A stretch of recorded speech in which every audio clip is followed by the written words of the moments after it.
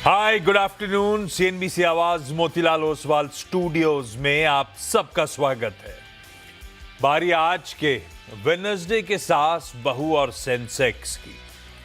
मदद करने के लिए आपको आपकी स्क्रीन्स पे नजर आएंगे मंत्री फिनमार्ट से अरुण कुमार मंत्री साहब। Arun ji good afternoon. आ रहा हूं आपके पास, जरा निफ्टी पे आप अपना आकलन रेडी रखो। हम तक यानी कि सास बहू और सेंसेक्स की एसबीएस की बैकएंड टीम तक रीच आउट करने के जो तरीके हैं, व्हाट्सएप नंबर 7045220000 आपकी स्क्रीन पर है और दूसरे पे आप चाहे व्हाट्सएप भेज दीजिए। कभी कभी यही टोल फ्री हो जाता है, लेकिन वो जब स्पेसिफाई गए, अदरवाइज वो नंबर खुला नहीं रहता। सास बहू और सेंसेक्स @nw18.com पे चाहे तो ईमेल कर दीजिए, और अगर सोशल मीडिया ट्विटर वगैरह में ट्वीट करके पूछना है तो उसमें एक काम करिएगा, हैशटैग सास बहू और सेंसेक्स प्रेफर करूंगा मैं। अदरवाइज चाहें तो हैशटैग आस्क आवाज भी यूज कर सकते हैं, लेकिन प्रेफर्ड है कि सास बहू और सेंसेक्स, तो सीधे हमारी टीम तक पहुंच जाएगी आपकी क्वेरी। ऑन द शो दिखा दीजिए जरा आज जो क्वेरीज आई हैं, जिस पे मंत्री साहब से हो सकता है अगर आप सब जुड़ चुके होंगे तो इन पे हम लोग इन ऑल प्रोबेबिलिटी बातचीत कर रहे होंगे। HCL टेक, नुवामा, डिक्सन, कल्याण, लेमन ट्री, उत्कर्ष, स्मॉल फाइनेंस बैंक वगैरह, आज इनकी होनी है चर्चा। क्विकली मार्केट दिखा देता हूं। आज इस शो में आगे वैसे ऑन द शो में यतिन भी होंगे। बजट सर पे खड़ा है। आज का ट्रेडिंग सेशन हटा दीजिए, अब तो हो गया आधा। सिर्फ 2 कारोबारी सत्र दूर हैं हम, 2 ट्रेडिंग सेशन दूर उस ऑल इंपॉर्टेंट यूनियन बजट 2026 की प्रेजेंटेशन से। तो यतिन से बिग बजट नंबर्स पे चर्चा कर लेंगे। सब कुछ लाइंड अप आपके लिए, लेकिन पहले मार्केट्स रिस्पाइट है। कल सेकेंड हाफ में आखिरी 1 घंटे में 0.5% का मूव बना। दिन के हाईज पे जाके तकरीबन निफ्टी बंद हुआ था। उस 1 घंटे के लेट सर्च के बाद फॉलो थ्रू मिला, ये अच्छी बात। और अब तक ऐसा मोटा मोटी सरेंडर नहीं करा। वो फॉलो थ्रू ऐसा है कि 1/3 से 0.5% के ऊपर के आसपास के जंप के साथ आज हम दिन भर कामकाज कर रहे हैं, दायरे में है। ऐसा नहीं हुआ कि वैसे गैप के साथ खुले थे तो उस पर हमने और कंसोलिडेट कराओ और इंच अप कराओ, वो नहीं हुआ। लेकिन गैप को इंटैक्ट रखने की कोशिश कर रहा है बाजार। पर स्क्रीन ठीक है, 1/3% निफ्टी मजबूत है, बैंक निफ्टी 0.5% मजबूत है, मिड कैप्स 3/4% बढ़त के साथ ट्रेड कर रहे हैं। मिड कैप और स्मॉल कैप वो पॉकेट थी जिसने मैसिवली अंडर परफॉर्म करा है। मार्केट ब्रेथ ने बहुत परेशान किया है। तो मार्केट ब्रेथ आज थोड़ी सी रिस्पाइट वाली है। 3:1 का रेशियो है एडवांसेस के फेवर में, यानी कि 3/4 जितना भी मार्केट ट्रेड हो रहा है 3/4 इन ग्रीन ट्रेड कर रहा है। तो ठीक ठाक स्क्रीन है, ऐसे कोई नोटवर्दी मूव नहीं है, और ऐसा भी नहीं है कि पुराने ब्रैकेट के बियॉन्ड जाके हम कामकाज कर रहे हो। अभी भी हम दायरे में फंसे हुए हैं। थोड़ी बहुत रिस्पाइट जरूर ओवरसोल्ड टेरिटरी से प्ले आउट हुई है। मंत्री साहब, आपकी निफ्टी की रीडिंग भाई साहब। Ashish ji good afternoon. आशीष जी कहीं ना कहीं कंसोलिडेशन नजर आ रहा है, पर 25,300 25,400 के कॉल्स में काफी राइटिंग है, तो वो एक थोड़ा दिक्कत हो सकती है। काफी ऑप्शंस की वैल्यू भी ऊपर है, आई भी काफी ज्यादा है, तो मार्केट में वोलेटिलिटी रहेगी। पर कहीं ना कहीं जब तक 25,100 का एक सपोर्ट जो बना हुआ है, जब तक वो ब्रीच नहीं करता, मार्केट में शॉर्ट जाने के कोई संकेत नहीं है। आशीष जी हो सकता है थोड़ा कंसोलिडेट करे मार्केट। नीचे में 25,100, ऊपर है 25,400, शायद इसी के बीच में मार्केट रहना चाहिए। इंट्राडे वोलेटिलिटी मुझे लग रहा है आज और कल के सेशन में भी रहेगी। कल सेंसेक्स की वीकली एक्सपायरी होनी है, तो कहीं ना कहीं कंसोलिडेटिव मूव लग रहा है आशीष जी। और 25,100 पे आपका निफ्टी में लॉन्ग का स्टॉप लॉस होना चाहिए। और बजट के पहले कोई बड़े करेक्शन की एक्सपेक्टेशन नहीं है, पर एक इंट्राडे वोलेटाइल मूव्स रह सकते हैं, तो उसी मूव्स के साथ आपको इंट्राडे प्ले करना चाहिए। हाँ, आज है सैंडविच सेशन भाई साहब। एक मंथली एनएससी के कॉन्ट्रैक्ट एक्सपायरी कल हो गई, एक मंथली बीएससी के कॉन्ट्रैक्ट की एक्सपायरी कल खड़ी हुई है।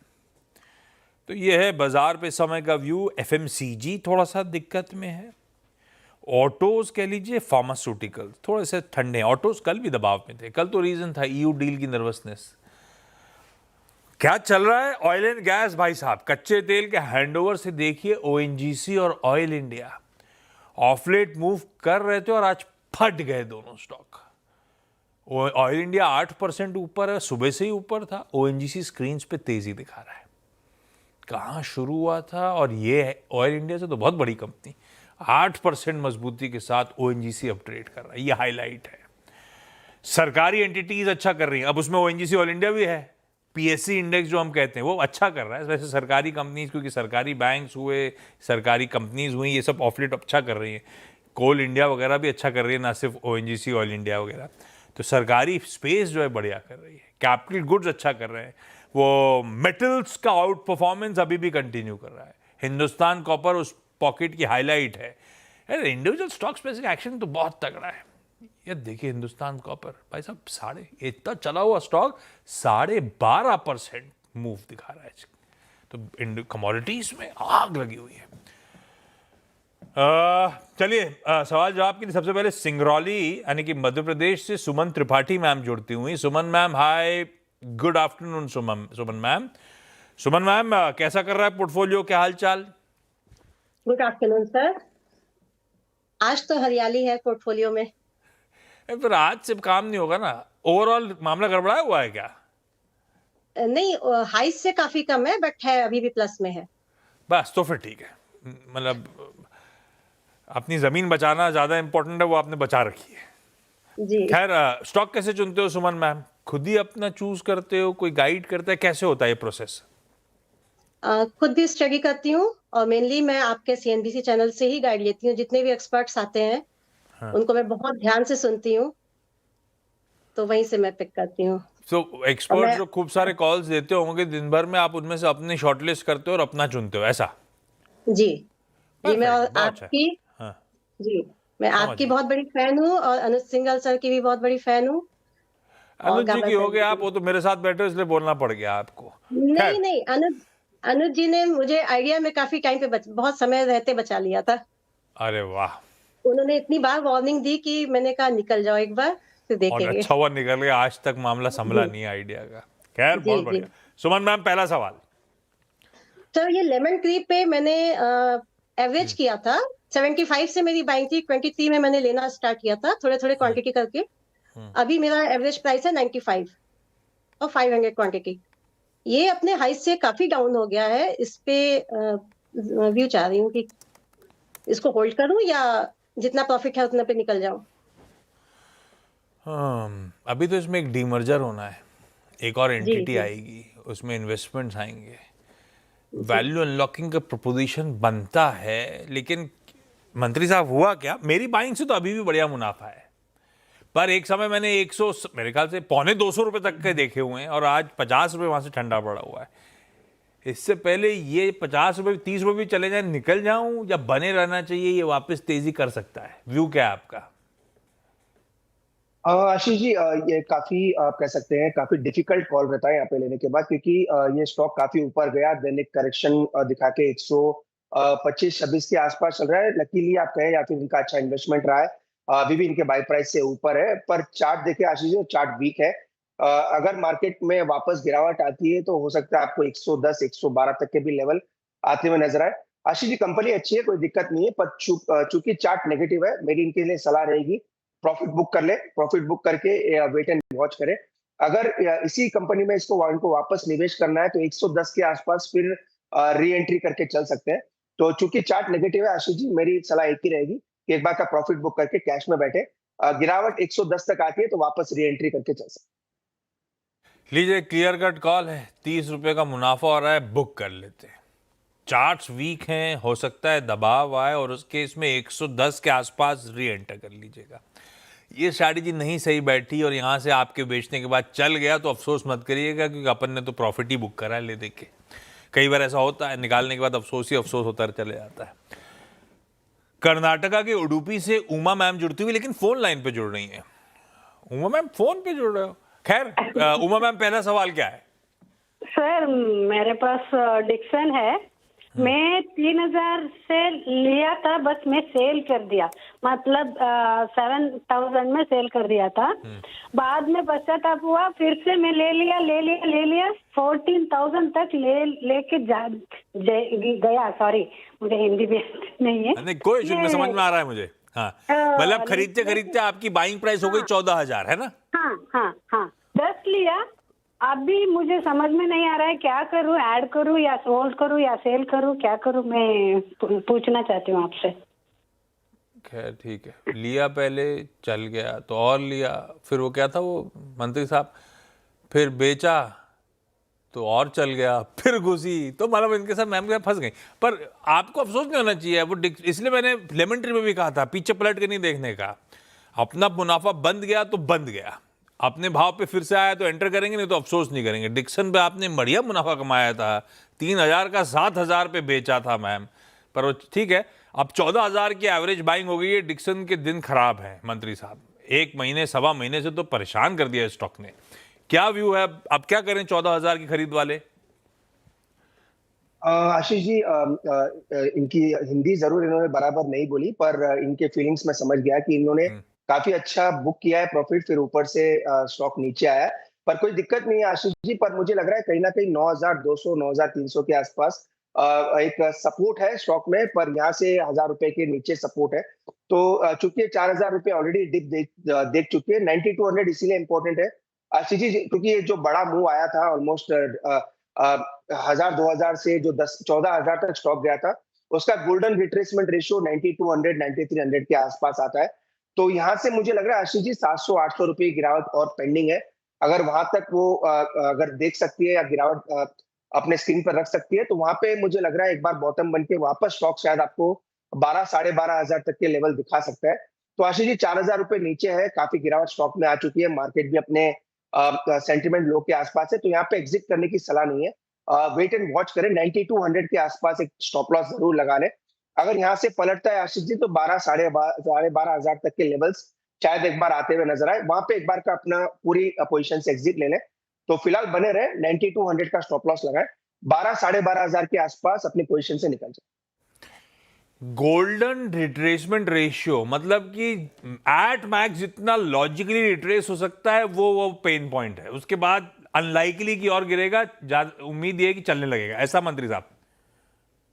बिल्कुल आशीष जी, 61.8 जो फिबोनाची रिट्रेसमेंट निकालते हैं आशीष जी, वो 9,200 के आसपास है, तो वहां पे मुझे लग रहा है एक बार सपोर्ट लेना चाहिए। मैम नहीं निकालेंगे अपन, ज्यादातर पेन जो है अब शायद भाव में है, यहां से हुआ भी तो थोड़ा बहुत ही गिरेगा। हम क्या करेंगे, 9,200 का स्टॉप लगा के होल्ड करेंगे। होपफुली आपको थोड़ा बहुत इन लेवल से तो बेहतर भाव भी देखने को मिले आने वाले समय में। मैं लौटता हूं आपकी अगली क्वेरी के लिए, पहले सुमन मैम के पास चला जाए। सुमन मैम, अगला सवाल। जी सर, नुवामा है मेरे पास, 40 शेयर्स है और ये इसकी बाइंग प्राइस है 1450। तो इसमें नियर टर्म में कुछ इंतजार करूं या लॉन्ग टर्म के लिए होल्ड करूं? हाँ, वो नंबर्स के बाद पेन बढ़ गया था एकदम से, रिजल्ट थोड़े से गड़बड़ाए थे। क्या करना है मंत्री साहब नुवामा वेल्थ में? आशीष जी उछाल पे निकलने की कोशिश करें, चूंकि स्टॉक गिर चुका है 1340 1360 के आसपास, एक बड़ा सपोर्ट था स्टॉक के लिए। अभी ज्यादा गिरावट आई नहीं है आशीष जी, तो मौका मिलेगा इनको एग्जिट करने के लिए। तो 1350 1360 आता है तो एग्जिट कर ले। 1240 के आसपास एक सपोर्ट है, ज्यादा गिरावट का वेट ना करें, नो डाउट अभी भी इनके बाई प्राइस से नीचे है। 1240 का स्टॉप लॉस लगा ले, 1360 के आसपास भी मिलता है, तो स्टॉक से एक बार निकल जाए आशीष जी, क्योंकि ओवरऑल ट्रेंड लाइन ब्रेकडाउन हुआ है और अगर मार्केट यहाँ से रिट्रेस करता है तो बड़ी गिरावट स्टॉक में आ सकती है। मैम पहले तो स्टॉप लॉस लगाइए और बाउंस है, अपने भाव का इंतजार मत करिए। 1350 1360 के आसपास आए तो मिनिमल लॉस पे निकल जाइए स्टॉक से, शायद इसमें एक बड़ा ब्रेकडाउन आने की तैयारी हो रही है, तो इसलिए एसएल जरूर प्लेस कर दीजिएगा। अच्छा, यतिन रेडी हुए डायरेक्टर साहब? वो बजट की अब नंबर्स पे जाना है, दिखाइए जरा यतिन रेडी है कि नहीं है? ये रेडी है, मैं जाता हूँ थोड़ी देर में। उमा मैम, अगला सवाल। कल्याण ज्वेलर्स 85 शेयर्स 500 अराउंड, अब मैं क्या करूं? कल्याण ज्वेलर्स, ये भी ऐसा ही हुआ था सर, मैं 60 में लिया था, बाद में बेच दिया, फिर से मैं ले लिया। अभी मुझे लग रहा है क्या करूं, मुझे समझ में नहीं आ रहा है। और ये खासा वीक है, रह के बहुत, और इस बार तो बहुत तगड़ा प्रेशर बना। कल्याण जब कई अभी मिड कैप जिस दिन क्रैक हो रहे थे उसमें कल्याण पोस्टर बॉय बन गया था, डबल डिजिट फॉल आया था। मंत्री साहब ये रह के वीक हो रहा है ये काउंटर, इसने बहुत अच्छा आउट परफॉर्म करा था एक समय, बात अलग। ये कल्याण ज्वेलर्स क्यों लिया था? उडुपी में इसका स्टोर वोर है क्या बढ़िया सा? हाँ सर, मुझे मेरे हस्बैंड ने गाइड किया था, वो गाबा सर का शिष्य है, वो एकलव्य है, मेरा गाबा सर द्रोणा है, द्रोणाचार्य। अरे वाह, इधर बैठ के उसको देख रहे हैं और कमाई कर रहे हैं, उसको फायदा हो रहा है, मुझे फायदा नहीं हो रहा है क्योंकि मैं सुन नहीं रही हूँ उसको। ओके, वो बोल रहे कल्याण हैं, ज्वेलर्स, पहले मंत्री तो साहब सुनो, क्या करा मैंने- जाए भाई, दिक्कत हो गई काफी ज्यादा, 150 रुपए का नुकसान हो रहा है। आशीष जी क्लियर ब्रेकडाउन है। मुझे लग रहा है एक माइनर सपोर्ट है आशीष जी, जो एक लास्ट रे ऑफ होप करते हैं 350 के आसपास। पर वो भी मुझे लग रहा है कहीं ना कहीं ब्रीच हो जाएगा, तो 350 का पहले तो अपना स्टॉप लॉस लगा ले। अगर सेंटीमेंट थोड़े सुधरते हैं आशीष जी, 400 रुपए के आसपास भी स्टॉक मिलता है, तो स्टॉक से निकलने की ही सोचे। कोई बड़ी तेजी मुझे स्टॉक में नजर नहीं आ रही है, तो उछाल पे एग्जिट करे। एक जो होप है 350 के आसपास, उसी का स्टॉप लॉस लगा ले, बाकी उछाल पे एग्जिट करने की ही सलाह रहेगी। क्विकली एक लास्ट सवाल, सुमन मैम, कौन सा? ये 70 क्वांटिटी है मेरे पास HCL टेक की एट 1430। इसमें चौ- पार्शियल प्रॉफिट बुक करूं या लॉन्ग टर्म के लिए छोड़ लिया दूं? क्यों था? सोच के लिया था लॉन्ग टर्म के लिए, या सोचा था ट्रेडिंग करूंगी? नहीं, लॉन्ग टर्म के लिए ही लिया था, बट अभी प्रॉफिट दिख रहा है तो लग रहा है कुछ क्वांटिटी निकालना है, तो किस लेवल पे निकालना है? मंत्री साहब क्या करा जाए, पार्शियल प्रॉफिट बुकिंग का समय आ गया या नहीं? आशीष जी अगर थोड़ी चीजें सही रहती है तो मुझे लग रहा है 1800 से 1840 तक स्टॉक जा सकता है। इनफैक्ट आशीष जी मुझे याद है एक बार आपकी हमारी डिस्कशन इसी शो पे हुई थी, जब स्टॉक 1500 था, जब से मोमेंटम काफी अच्छा बना है। तो 1800 से 1820 तक के टारगेट आ सकते हैं। 1620 के आसपास इसका अच्छा बेस है, तो उसके नीचे मुझे नहीं लग रहा स्टॉक जाता हुआ नजर आएगा। तो अपने विनर्स के साथ कैरी करें, 1620 पे ट्रेलिंग स्टॉप लॉस लगा ले। मुझे लग रहा है आशीष जी 1800 के पार ये स्टॉक निकलता हुआ नजर आएगा, और वहां पे अगर आता है तो वहां पे एक बार प्रॉफिट बुक करके निकल सकते जीत के घोड़े जो हैं उनको कंटिन्यू करना है, नुकसान वालों से निकलना है। हम लोग उल्टा कर देते हैं, कमाई वालों से निकल जाते हैं, लॉस वाले रखे रहते हैं। HCL टेक कैरी करिए मैम, बढ़िया स्ट्रेंथ नजर आती है। ये 1820 तक जाने की कर रहा है तैयारी। इस नोट पर सुमन मैम और उमा मैम, आप दोनों का धन्यवाद। बाकी क्वेरी के लिए मैं जोड़ नहीं पाया, इसलिए ऑन द शो वाले स्टॉक्स पूरे तो नहीं कर पाया। एक ब्रेक लेता हूँ। यतिन रेड्डी दिख रहे थे आपको, बजट के बिग नंबर्स, क्योंकि अब सामने खड़ा है बजट, थोड़ा सा होमवर्क करना शुरू कर लिया जाए उस बिग डे के लिए।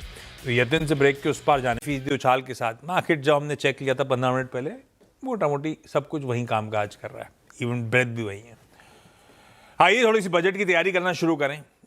यतिन को जोड़ते हैं। यतिन बताएंगे आपको किन बड़े नंबर्स पर इस बार आपकी नजर रहेगी और क्या वो एक्सपेक्टेशन का फिगर है। यतिन बताएं।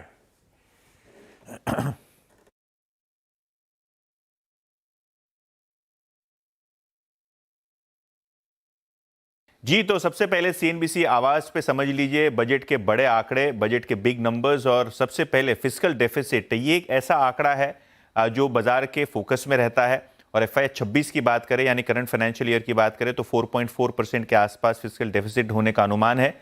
और अगले वित्त वर्ष के लिए जो एस्टिमेट होगा वो 4.2% के आसपास पेग कर रहे हैं ब्रोकरेजेस। इसके अलावा जो अहम आंकड़ा होता है बजट में देखने लायक, वो होता है केपेक्स और GDP का। GDP की बात करें तो नॉमिनल GDP करंट ईयर का लगभग 8% और अगले वित्त वर्ष के लिए 10% के आसपास पेग होने की संभावना है। और अगर हम डाइवेस्टमेंट की बात करें तो यहाँ 60 से 80 हज़ार करोड़ रुपए के बीच में सरकार FY 27 का डाइवेस्टमेंट टारगेट फिक्स कर सकती है। करंट ईयर में शॉर्टफॉल है, लेकिन अगले साल में शायद ये नंबर अचीवेबल होने की गुंजाइश ब्रोकरेज जता रहे हैं। और अगर हम केपेक्स की बात करें तो ये भी एक आंकड़ा है जो बाजार बहुत नज़दीक से देखेगा। FY 26 के लिए लगभग 11 साढ़े 11 लाख करोड़ रुपए के बीच में ये फिगर होना चाहिए, जो 10% बढ़ के अगले फाइनेंशियल ईयर में एक्सपेक्टेशन है लगभग 12.5 लाख करोड़ के पार जाने की। तो कहीं ना कहीं ये केपेक्स का फिगर है जो काफ़ी अहम बाजार इसको मानेगा। लेकिन अगर हम FY 26 के की आंकड़ों की बात करें तो जो ग्रॉस बोरोइंग है वो लगभग 14.8 लाख करोड़ के आसपास होनी चाहिए। नेट बेसिस पे सरकार शायद 11 लाख करोड़ के आसपास बोरो करती हुई दिखाई पड़े। और कुल बजट का आउटले जो है इस साल सरकार 51 लाख करोड़ रुपए के आसपास रख सकती है। और अगले साल के बोरोइंग टारगेट्स की बात करें, क्योंकि बॉन्ड यील्ड्स के हिसाब से काफ़ी अहम आंकड़ा रहेगा, नेट बेसिस पे अनुमान है लगभग 12.5 लाख करोड़ की बोरोइंग का सरकार की तरफ से। परफेक्ट। यतिन और बाकी की CNBC आवाज की टीम अब दिन भर आपको नजर आएगी अलग अलग पहलू समझाने के लिए आपको इस बार के यूनियन बजट रिलेटेड, ताकि हमारी आपकी सबकी मिल के तैयारी हो जाए, होमवर्क हो, हमें आइडिया हो क्या एक्सपेक्टेड है, हमें आइडिया हो क्या एक्चुअल अनाउंसमेंट आया है, तो अपने आप ही कॉल ले लेंगे अच्छा है कि खराब है ना। फिस्कल डेफिसिट 4.4% इस साल का, और अगले साल के लिए हो सकता है 4.2% या 4.3%। वो केपेक का आंकड़ा पिछली बार से बढ़ के यतिन बता रहे हैं 12.6 12.7 लाख करोड़ के आसपास का। तो ये कुछ इंपॉर्टेंट नंबर्स याद रखिएगा। मंत्री साहब आप बताइए स्टॉक्स कौन से, एसबीएस स्टॉक पिक का स्टिंग प्ले आउट करिए। और मंत्री साहब आज स्पेसिफिक ना करके चाहो तो आप पोजिशनली बता दो, बजट में टाइम कहाँ रहेगा, 2 ट्रेडिंग सेशन दूर है। बिल्कुल आशीष जी, 2 स्टॉक्स है। वैसे तो हमने आशीष जी 2-3 दिन पहले भी इसको रिकमेंड किया है। तो HAL मुझे लग रहा है डिफेंस कहीं ना कहीं बजट में इसका एक जरूर इसका एक फ्लेवर रहेगा, और कहीं ना कहीं जिस हिसाब से चारों तरफ जियोपॉलिटिकल टेंशन है, तो मुझे लग रहा है आशीष जी ये स्टॉक काफी अच्छा करेगा। टेक्निकल ब्रेकआउट भी आज हो चुका है, तो 4500 के आसपास चल रहा है। थोड़ा स्टॉप लॉस दूर रखे, 4370 के आसपास स्टॉप लॉस लगाए। तो कहीं ना कहीं आशीष जी मुझे लग रहा है 4850 4900 के तरफ HAL यहाँ से भी ये स्टॉक अच्छा मोमेंटम दिखा सकता है। तो HAL पहला स्टॉक रहेगा Ashish ji. Second stock overall steel sector में एक अच्छा ब्रेकआउट है, तो टाटा स्टील को लेकर चल सकते हैं। काफी दिनों के बाद कंसोलिडेशन ब्रेकआउट हुआ है, 192-93 के आसपास चल रहा है, तो 187 के ऊपर आशीष जी इसका ब्रेकआउट हुआ है। तो 188-187 के आसपास स्टॉप लॉस लगा ले। एक बड़ा टारगेट 210 से 212 तक के टाटा स्टील में निकल के आ रहा है। तो दोनों में ही एक मीडियम टर्म व्यू के हिसाब से खरीदारी करके चल सकते हैं। Perfect Arun ji, thank you so much. HAL और टाटा स्टील 2 इंटरेस्टिंग स्टॉक्स हो सकते हैं यहां से आने वाले दिनों में। बढ़िया आउट परफॉर्मेंस का दमखम। अगली मुलाकात होगी हमारी 1:27 पे न्यूयॉर्क कंपनी में, और न्यूयॉर्क कंपनी में आज एक और इंटरेस्टिंग मैनेजमेंट, विशाल मेगा मार्ट। कल बाजार बंद होने के बाद नंबर्स आए थे, नंबर्स दिख ठीक रहे थे, स्टॉक 5% दबाव के साथ ट्रेड कर रहा है। इंटरनल्स पे डिटेल में चर्चा करेंगे MD और CEO गुनिंदर कपूर साहब के साथ। नमस्कार।